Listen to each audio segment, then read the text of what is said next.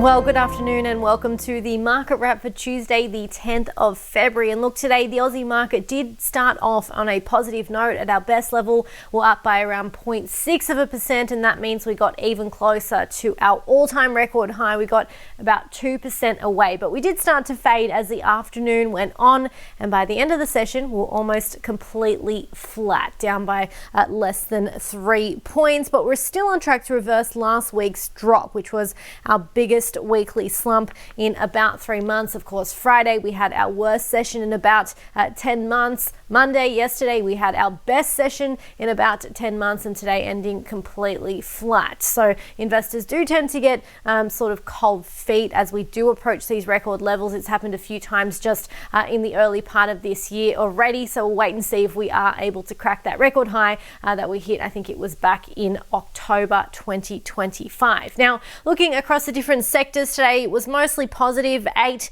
of the 11 ending in the green. We saw tech stocks continuing to bounce back after tech hit a 2-year low on Friday amid that sharp sell-off that we saw in the tech space.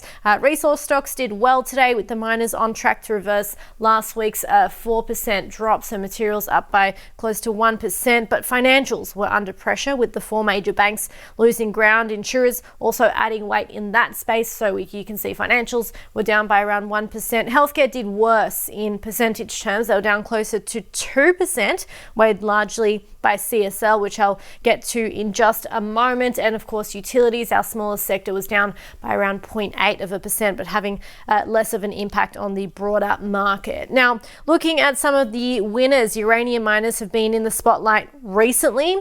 Now, last week, uranium stocks were caught up in the big tech sell-off as a few question marks emerged around AI and whether it will actually lead to more demand for nuclear power after all. That was on the back of results from a few big US names like chip maker Advanced Micro Devices, which had some pretty disappointing sales forecasts. But we have seen these nuclear or uranium stocks actually bouncing back this week, and we've saw Deep Yellow and higher by around 7%. Paladin ended with a gain of around 5.5%, and PLS Group, which was formerly known as Pilbara, climbed after signing a 2-year offtake agreement with Canmax Technologies for the supply of spodumene concentrate. So that saw its share price lift today. Now, the big news was at around 4:05 p.m. when healthcare giant CSL came out with a late announcement telling investors its CEO will step down immediately for retirement a day before it's due to report earnings. Now, he was with the company for 7 years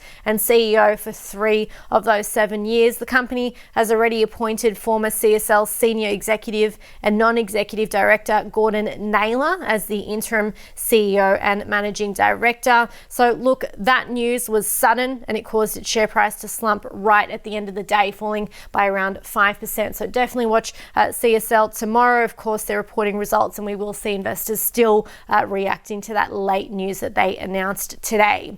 Insurers were also under pressure today on the back of concerns that AI tools could disrupt the sector. So a similar situation that we recently saw in the tech space, which was of course last week. So this is after an industry-first AI tool was launched by US-based Insurify, which is a digital insurance agent that gives users the ability to compare quotes and also find the best prices. So we did see US insurers tumble last night, and today that flowed through to the Aussie market. So Steadfast was the worst of the bunch. It fell by around 9.5%, but many of the other insurers like AUB, IAG, QBE and Suncorp were right near the top of the losers list today as well, falling between 3.5% and up to 6%. And GE Education flagged a $350 million impairment charge set to impact its full year results. So we saw its share price slumping by 20%. Now on to currencies. We did see the Aussie dollar actually climb to its highest level since February 2023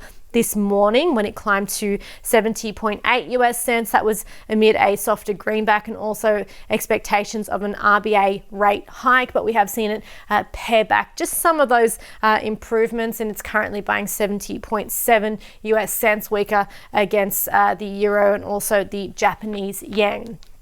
Now, looking forward from here, we're getting towards the meaty part of the week. So tonight in the US, we have retail sales data coming out that'll tell us how much consumers spent at the shops over the month of December. We have US reporting season also continuing with the likes of Coca-Cola, Spotify and Ford set to report their earnings tonight. But things will really heat up on the reporting season front tomorrow on the local front. So we have CBA, which is of course the first or second largest biggest company on the Aussie market. Of course, it's been flicking between CBA and BHP recently. We have healthcare giant CSL, that's going to be a big one to watch, as I just mentioned. We have Evolution Mining, AGL, Computershare, National Storage REIT, and James Hardie as well out with results. So it's going to be an absolutely huge day for earnings on the local front. Let's wait and see what happens, and I'll see you tomorrow.